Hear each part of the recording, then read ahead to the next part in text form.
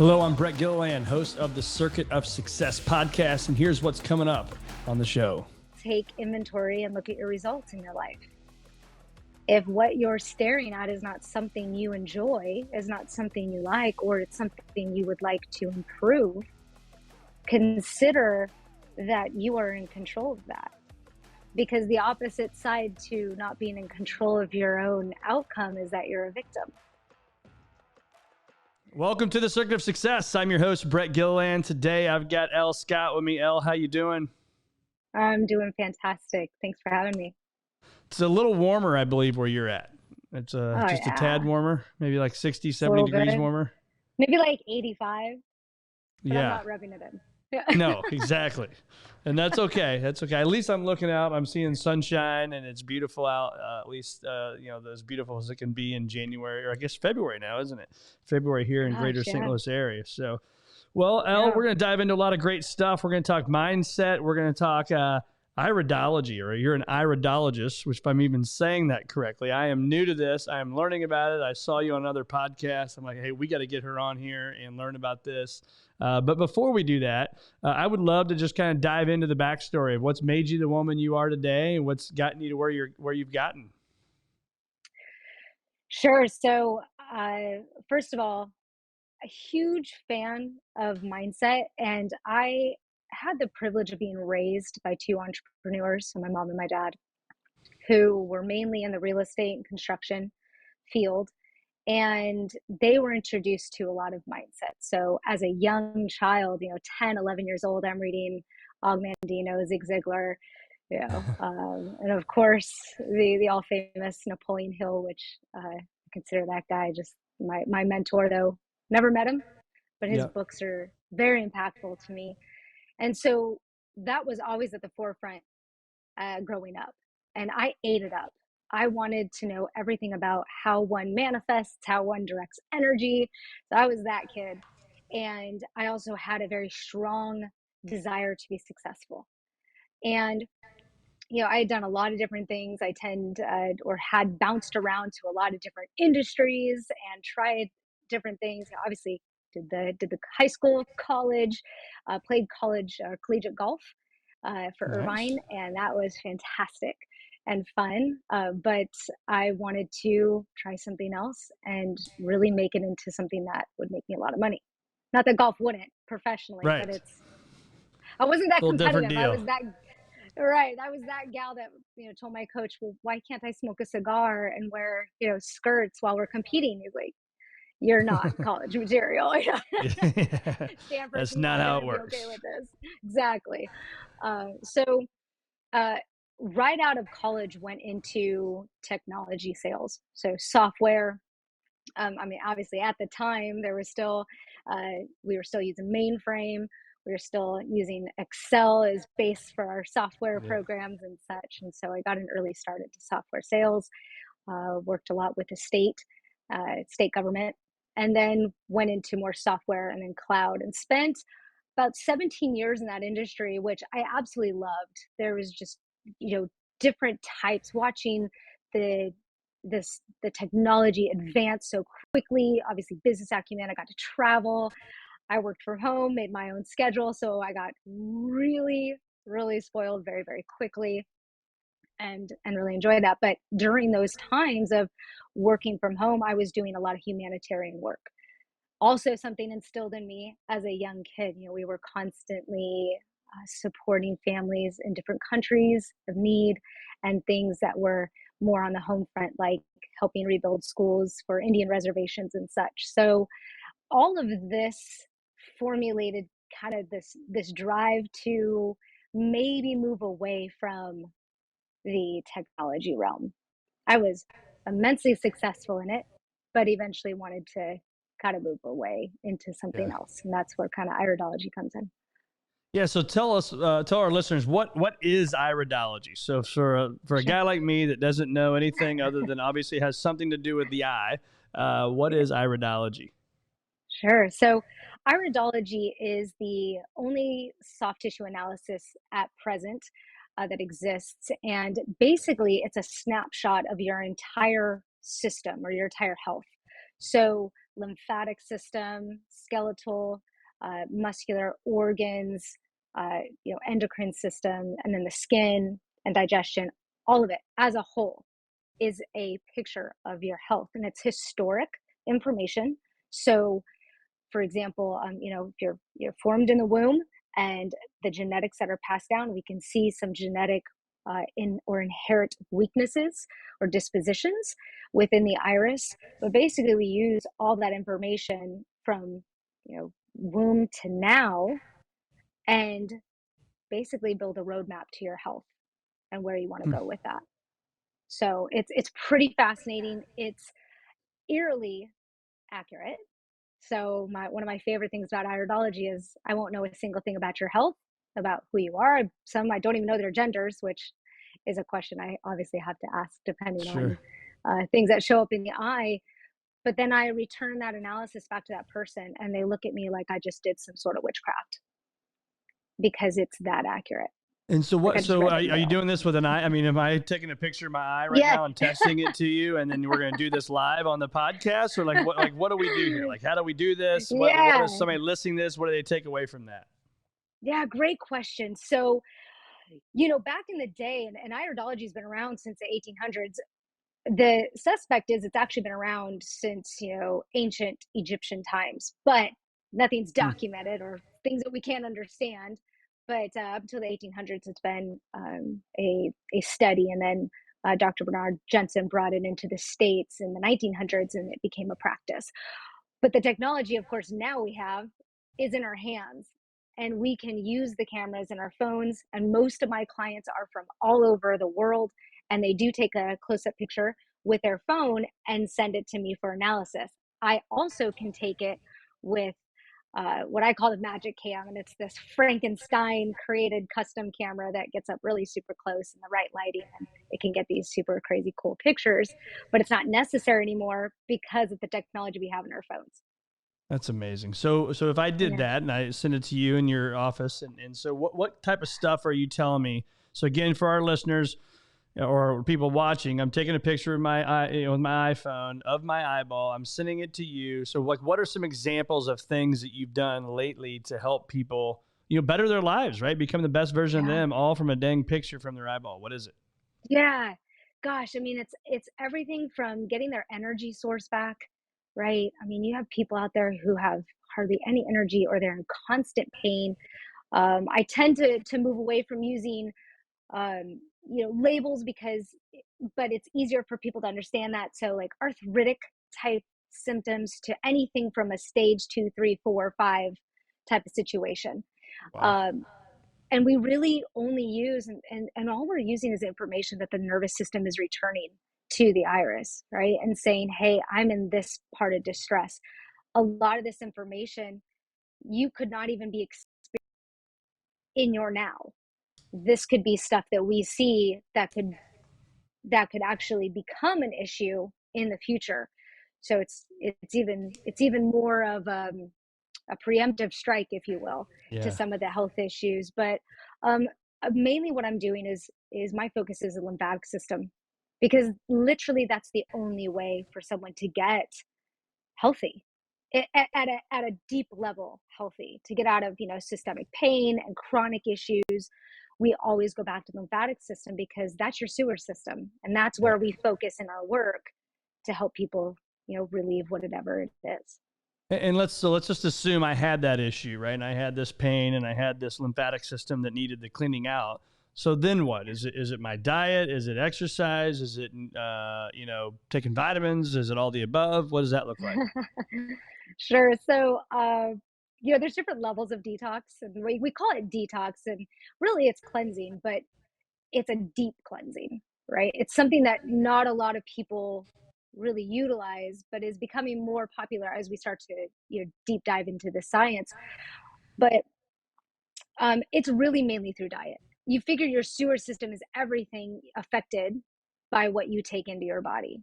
Hmm. So, from the deepest levels of detoxification, we're talking, of course, changing it up to more of the base chemistry. When I say base chemistry, I mean there's only two sides of chemistry. There's the acid side, which is corrosive, and that's what causes all the pain and inflammation.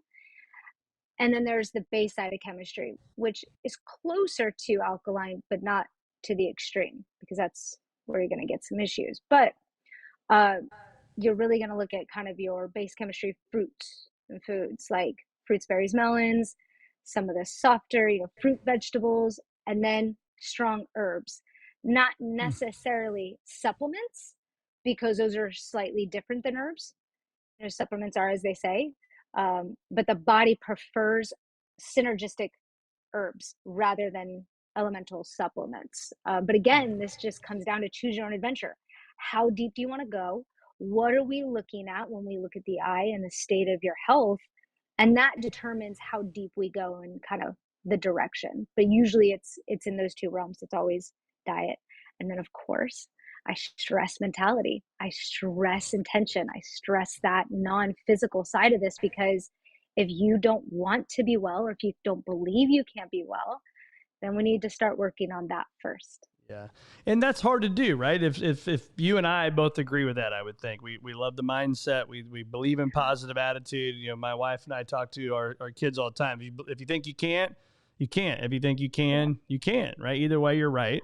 And it's all about right up here and what we're thinking. And so to talk to our listener that may not believe to the level you and I believe that that's possible, what advice would you have for them? I would say, first of all, take inventory and look at your results in your life. If what you're staring at is not something you enjoy, is not something you like, or it's something you would like to improve, consider that you are in control of that. Because the opposite side to not being in control of your own outcome is that you're a victim. Yeah. And no one wants to admit that they're the victim, right? No one wants to sit there and say, well, yeah, I'm absolute victim and things are happening Right. to me. Right. I think majority of people would say, no, I'm in control of this. I'm going to take control of this. And it's really empowering. First, I would empower anyone to understand that that really is the case. You're not just, things aren't happening to you. But that also is something I would empower someone and say, you can change that. And that's me handing back your responsibility back to you. Yep. And start there. And then just try it. Just try small things. Don't go big. Don't say, next thing I want a Bentley in my garage in 2 days, and you're over there, chanting for it. Try something small. Try And it's and taking action always every day, right? and taking action. I mean, there's a lot to be said. Different schools of thought. We've listened to many masters and read many books, so there's different ways to go about it. You can also tap into the way you feel, because feelings are a vibration. They often help direct our thoughts or let us know where our thoughts are pointed and where our energy is going. But yes, ultimately take action, Yep. but don't replace action, or don't replace mindset with action, because then you're going too far. You're just going to try to effort your way through everything. Yeah. Which, if again, intention, I can get a client and they can say, I don't believe in any of this, or I don't believe I can be well, but I'm going to go do everything you tell me to do. It's not going to work. You No, can't action your way to belief. that's right.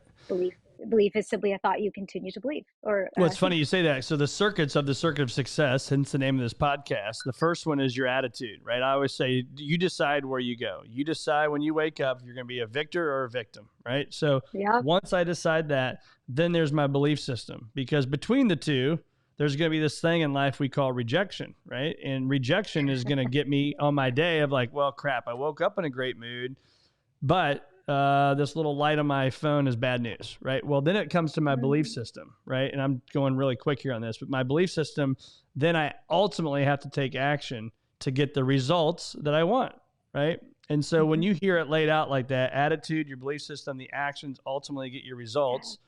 What do you think about that? I agree. Right. We are human beings, not human doings. However, Yeah. when you there's I always say, only take action when you're in alignment. That's the most important part, because taking action out of alignment isn't going to produce anything, but there always has to be a level of action. Almost you wouldn't be able to help it. If you're Right. inspired and you believe in it, you're like, there's nothing that could hold me back from doing it. So yes, there's always that level of action. It's a whole look, to your point. Those are all connected. So I would love to know. I like this question, probably hence why I ask it, right? But if I were to follow you around every day, and I'm hanging out with Elle Scott, and I get to have a camera and show people these are the no miss things that you do every single day. What are those things for you to be at the top of your game? Sunlight, for sure. And if you can't Yep. get that, I get that everyone's got a different climate. Do your best to get some form of self-soothing type energy, right? Get some sunlight, get some warmth if you're in the colder regions.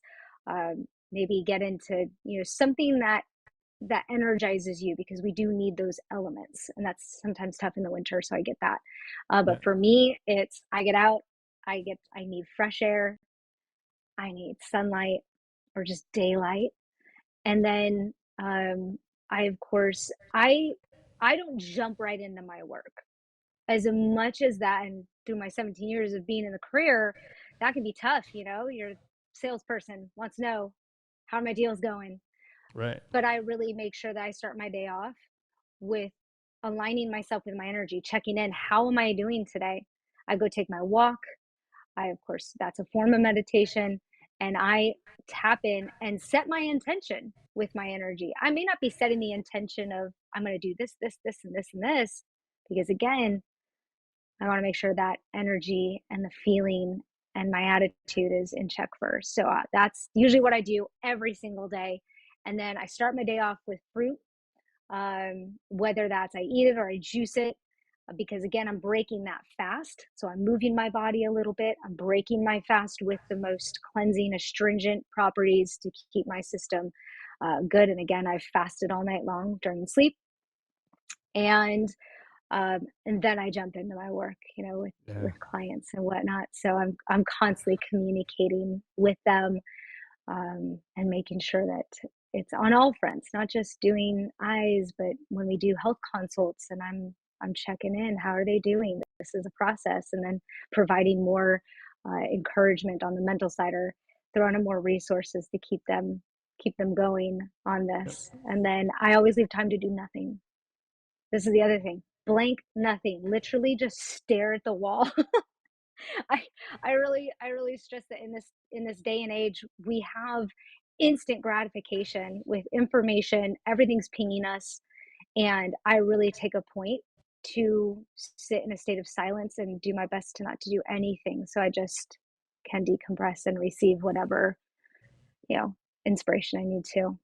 Which is hard to do, right? As a go getter, as a hard charging person, I think it takes practice to do that. I mean, for me, I Yes. do that same thing, but more of a meditation, breathing exercises, but it's really hard. Like even this morning's was really, really hard to do. Like I just didn't want to do it for some reason, and I don't normally feel that way, but for today I didn't want to do it, but I did it, but I'm glad I did it, Mm, but it's really, really hard to good. do that. It is. Back in the days where I was surfing every day, when I lived in Southern California, so I'd get up, I'd surf every morning in Dana Point Wow. and really enjoy it. But let me tell you, I am not a fan of cold at all.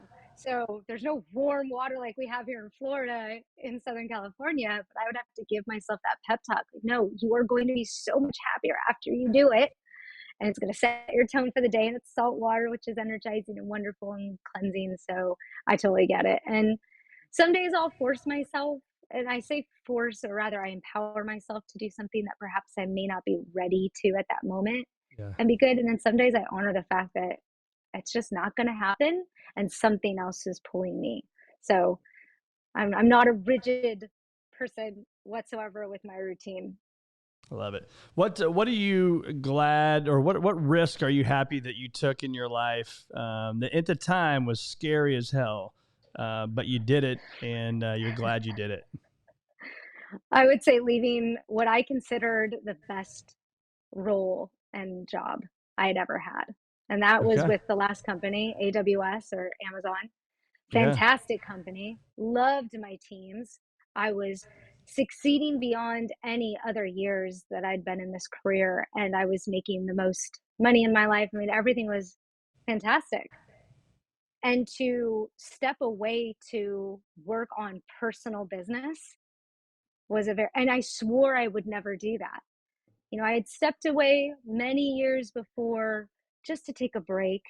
I really just wanted to shake things up, and I literally became a flight attendant for a year, and it was a Wow. blast. Oh, yeah. I mean, talk like I said, total just random out of left field. I Right. wanted to try it out, and I thought, well, when am I ever going to say I can do this? I'm not going to wait till I'm 60. So I took a break at 1 year, took a break, went to Nepal to rebuild homes after their really devastating earthquake, and became a flight attendant, enjoyed the travel and serving people. And then I went back to work, but I swore I would never do that again. Hmm. It's not that it was a horrible experience. It was just, anytime you leave that very lucrative career and that stability, there's always the unknown. And I Right. swore that I got that out of my system. But I've always been an individual who my number one is to one, be happy and fulfilled, but two, help people. And though I was helping people at a level in my industry, I really wanted to help people at a deeper level where I felt like I'm one of the only people that could do this. I'm replaceable at these companies. Hmm. Though I love these people and I'm doing a great job and succeeding, it's time for me to step out. And it was, I mean, I have to say, to the level where there were mornings where I wanted to just throw up, that I Wow. could not believe Scary. I was going to, yeah, it was. And I at least had myself to a financial position where I could, had my investments, had the support of family and friends, and it scared everyone else too. But I made the leap and it's Like, been the what in the most hell are you rewarding. doing, Elle? Oh, like you're an idiot. Don't do. Oh, and also in the best community or best economy we've ever had. I Yeah. mean, we're talking go, where then all these companies are just laying people off left and right. Yeah. So if you weren't already in there, you're not getting a job. Yeah. So Right. to watch this industry also take a really big hit was tough in my heart. But I looked back and went, gosh, I'm in a position where I have something that's super fulfilling and I can grow, that's mine, that can't be taken away from me. Yeah. And I think that's yeah. so true. And there's so much pride and power in that, isn't there? I mean, to know you're building something. I mean, I think of our advisors that work here, almost 40 advisors, and it's like they work for themselves and nobody can take that away from them. The clients that they've built, the clients they have, there's something about it, in my opinion, to when you go out and do something on your own and build something. I mean, it's scary. Don't get me wrong, right? And, Oh, and you yeah. earn every paycheck you've ever gotten, but man, it's so worth it in the long run. It really is. And I think a lot of people really struggled with the pandemic and the shutdown. And of course, in LA County, where I was living at the time, Yeah, obviously a newly Florida resident for obvious reasons, but it was really tough. And a lot of people cursed it. It yeah. really hurt a lot of people, but it also helped a lot of people. I up and left LA County during the shutdown, grabbed an RV, remodeled it, and traveled around the country because I could. I would just I couldn't stay still. I 70% of my life was traveling. And so Yeah, when everything shut down, I had a very emotionally hard time with that. I couldn't see my clients. That was a big deal, to be in front of people. So I just up and hightailed it out.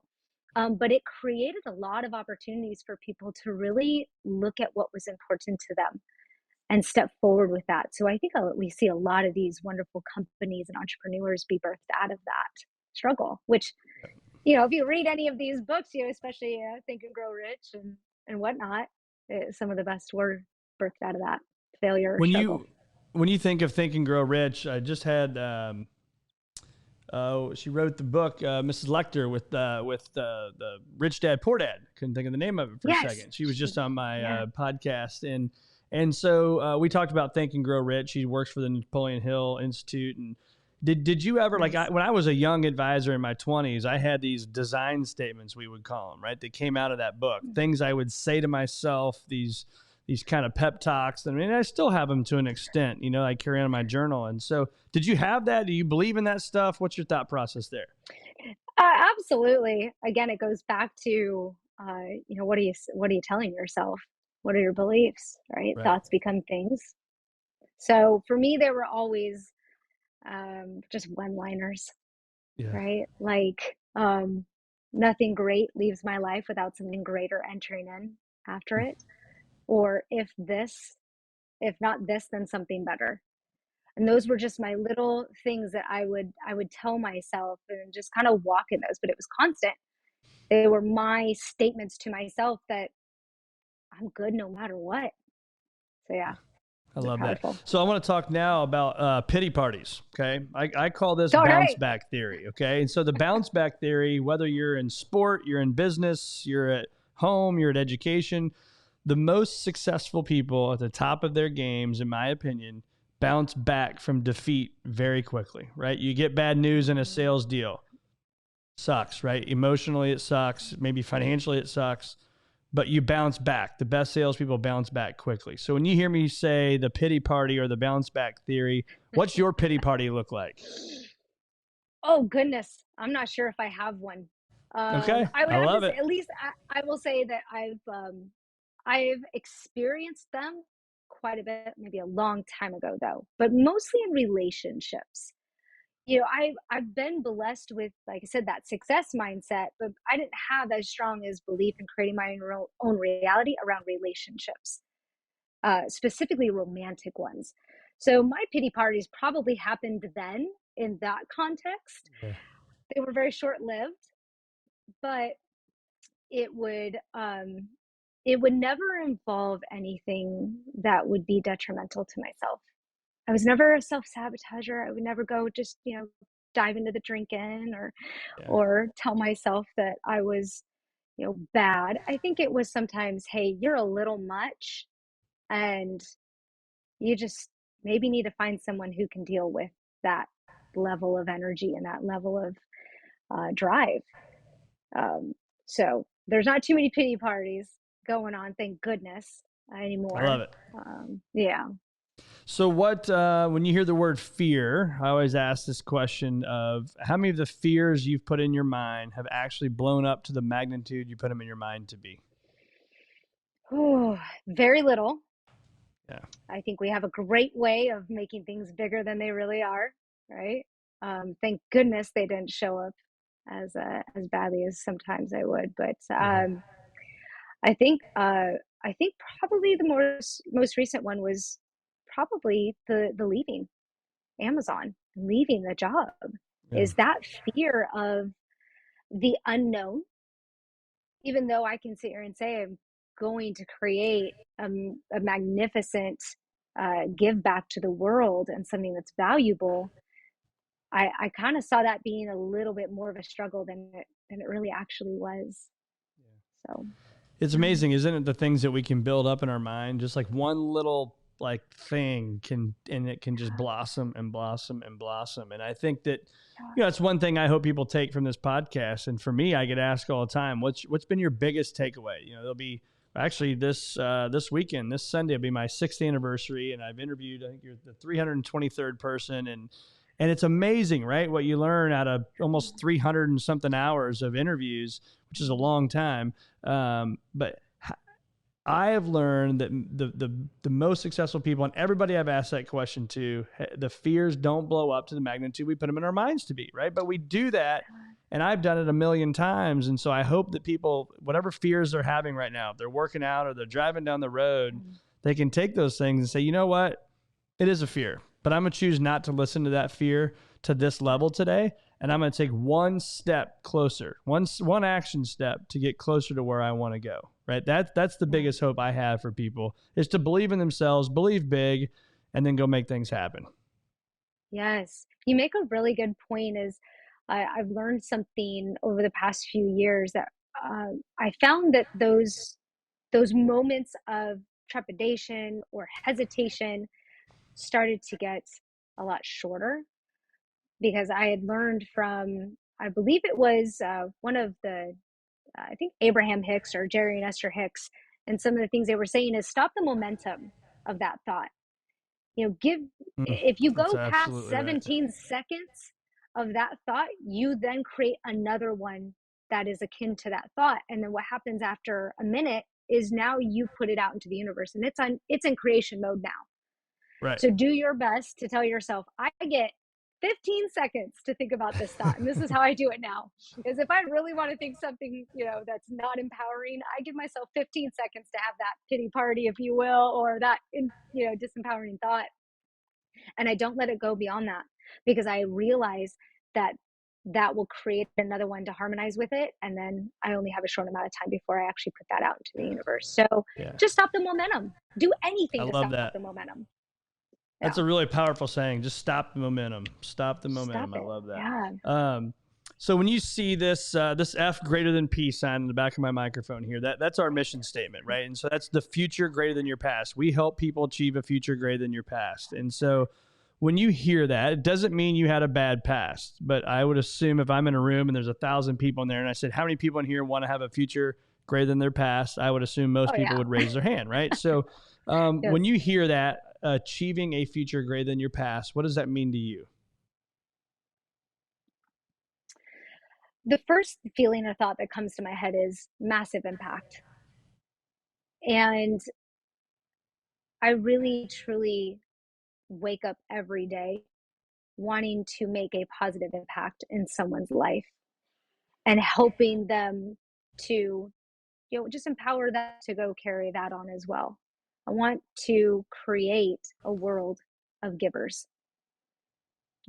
of, and value givers, not just someone who gives of themselves to a point where it's self-depraving or it hurts them, but true giving that helps other people to do the same thing and create that chain Yeah. reaction, right?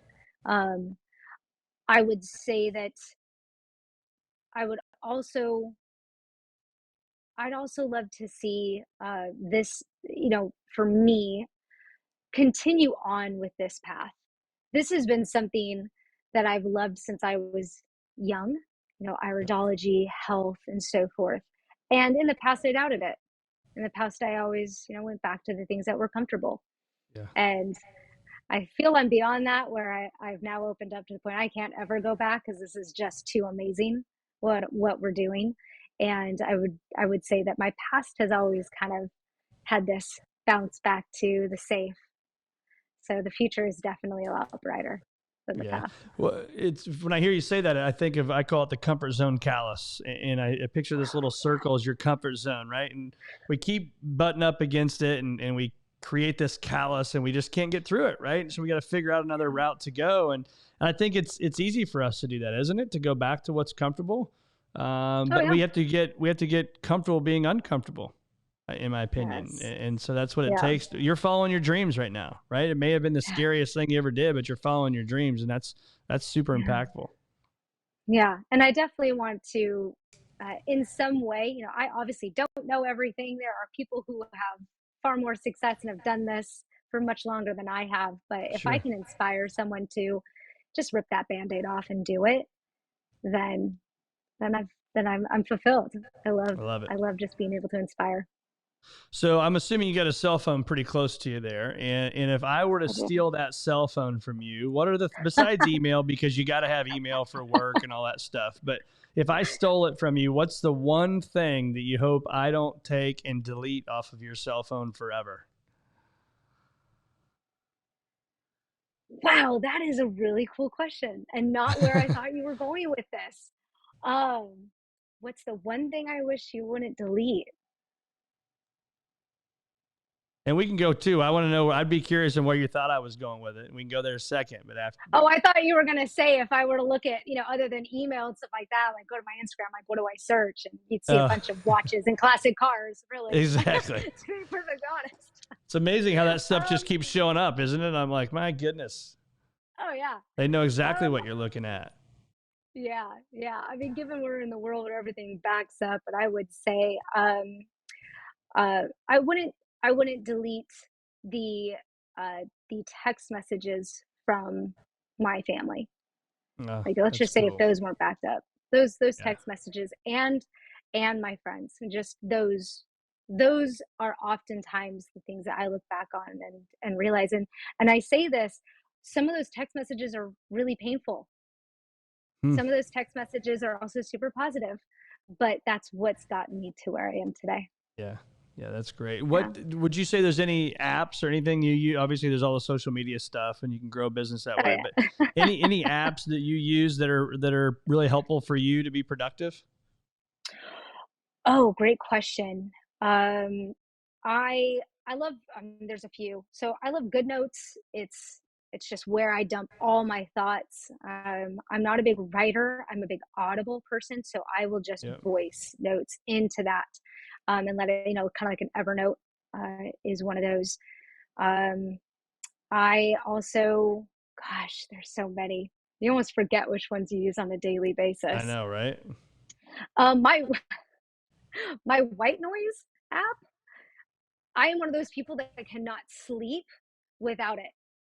Like, thank God they made this app, because I have gone to different countries and they didn't have fans, and I think I just stayed awake for 4 days straight because Well, of that's it. So funny yeah, because I have a delicious. really bad, I have a bad experience with that. My buddy Chris, when you show up to your guys' golf trip with 20 guys and you're one of the last people there, you get like the worst room and you have to share a room, right? And my Oh buddy God. had a white noise thing that was so freaking loud I couldn't even sleep a couple nights. And finally one night I got up and I'm like, I'm turning this damn thing off, and so I turned it off and you know, I try How'd to that fall go? asleep and all of a sudden he cranks it back up. I'm like, golly. So I told him I never want to hear white noise the rest of my life.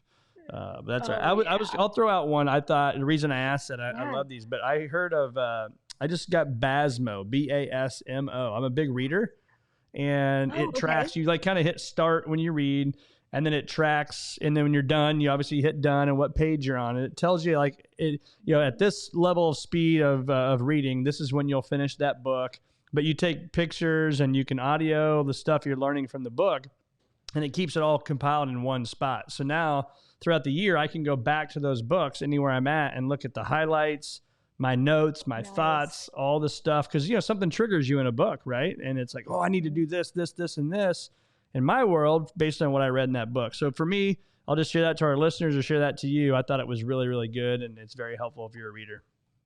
Oh, absolutely. I'm gonna download that. And you said it was Basmo? Basmo, Basmo. Basmo. Yes. Yeah, okay. I'm Well, gonna this has take a look at been that. awesome, Elle. Where can our listeners find more of Elle Scott? Sure. So, social media is obviously a great place. I'm more active on Instagram, and my handle is show me your set, and also showmeyourset.com. And that's probably the best way to get a hold of me. Awesome. Well, I hope people will take the advantage of taking the picture, sending it in, and let's learn something. Because I even saw in my research that you could diagnose like lower back pain and kidney type stuff from looking at the Yes. eyeball. If I read it correctly, your ego is in your eye. I mean, that's Yep. amazing. It is. The one thing I always tell people is, that you use the word diagnose, and we as iridologists say, can't diagnose, but, because you get all the medical terms, Sure. but you absolutely can see all of this. I mean, if you can think of a symptom, you can think of something, a dis-ease, we can look and see the root cause of that in the eye. And everything we see is repairable. Unless you are missing an organ that has been removed, I Yeah. obviously can't stick that back in your body, Yeah. but pretty much everything is addressable and repairable, and it's pretty powerful. Yeah. That's amazing. Well, we'll Yeah. put all that stuff in the show notes, Ellen. It's been so awesome having you on the Circuit of Success. Thanks for being with me. Oh, it's been a pleasure. Thank you so much, and thanks to your listeners.